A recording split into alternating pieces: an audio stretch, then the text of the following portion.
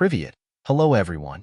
You're on the Slavic News Channel, and in this video, we'll discuss the most significant updates on the Russian-Ukrainian conflict.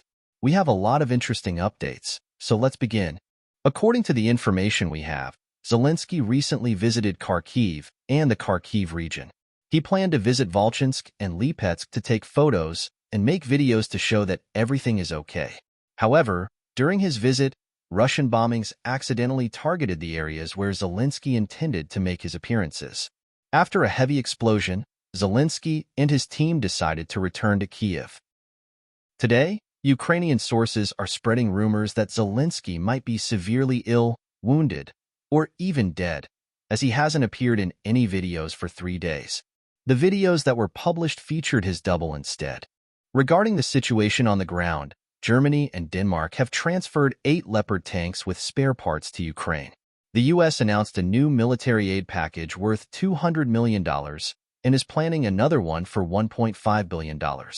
Additionally, the U.S. is moving armored vehicles and artillery from Germany to Poland as part of strengthening NATO's eastern flank, transferring 87 tanks, 150 infantry fighting vehicles, and 18 self-propelled artillery units to the base in Powitz, central Poland.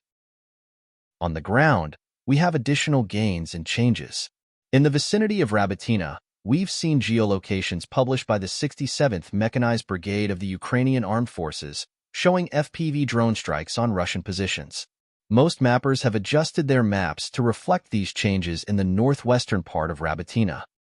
In addition to that, along the road T-0508 between Novodanilovka and Rabatina, Russian sources published a video showing the bombing and ambushing of a Ukrainian convoy. The exact number of Ukrainian losses is unknown, but the Russians claim that they were significant. In the South Donetsk direction near Konstantinovka, Ukrainian sources published a video of FPV drone attacks on Russian positions. The Russians are slowly improving their positions in the southeastern part of the village. They conducted a full-scale offensive operation through Marinka and Pobeda to take control of fortifications in the northern part of Konstantinovka.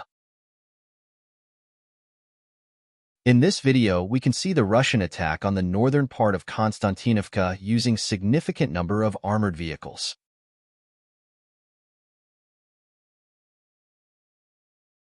In Krasnogorovka, we haven't received any significant updates, indicating that the Russians have stopped their advance for now, having captured the main part of the area. As for Pokrovsk's direction, during the previous night, we have received a lot of very interesting updates. First, we stopped getting any reports about additional Russian progress along the railways. And this is very important, which confirms that the Russians are working to improve their flanks. As well, we haven't received anything about additional Russian progress to the road of 542. And we haven't received anything about the current status in the village of Veselo, the most southwestern flank of Pokrovsk direction, which remained without any changes during the previous night. It seems that the Russians were also attacking the positions of armored forces of Ukraine inside the village of Ivanovka. And the pro-Ukrainian mappers show additional progress of the Russians in the fields. The Russians managed to discover the Ukrainian Bradley that was attacking the offensive Russian soldiers. And as a result of a strike, this Ukrainian Bradley was destroyed. Furthermore, according to the information we have, the Russian soldiers were attacking the village of Timofivka on the line Lazavatsko-Timofivka.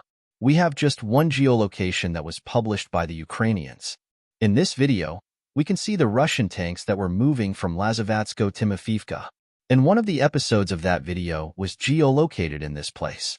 But later, different mappers, including pro-Ukrainian, updated their maps, showing additional Russian progress, and that the Russians, as a result of possibly this offensive operation, managed to enter Timofivka itself, to secure the first buildings and the tree lines in the eastern part of the village, and the Russians began clearing operations.